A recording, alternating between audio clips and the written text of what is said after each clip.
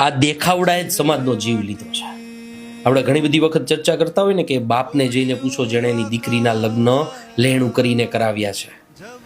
એ રસોડું કે જ્યાં તમે રસોઈ સારી બની છે કે નહીં એની વાતો કરો છો, એ બાપને જઈને પૂછો કે એની દીકરીના લગ્ન કેમ કરાવ્યા છે. તો માત્ર ને માત્ર દીકરીના બાપની સ્થિતિ એવી નથી હો, દીકરાના બાપની સ્થિતિ એવી છે. સગાઈ કરવાની થાય, એંગેજમેન્ટ કરવાની થાય ત્યારે દીકરાનો બાપ ઘરેણા કરાવવા માટે રૂપિયા ગોતતો હોય છે. આ વાસ્તવિકતા છે. માત્ર ને માત્ર એટલે કે એંગેજમેન્ટની અંદર આવનારા 200 લોકો સામે અને જેની સાથે એના દીકરાનો સંબંધ થયો છે એને સારું દેખાય ને એટલા માટે. આની શું જરૂર છે યાર? સંબંધ તાતણે બંધાય, ઘરેણાથી નહીં.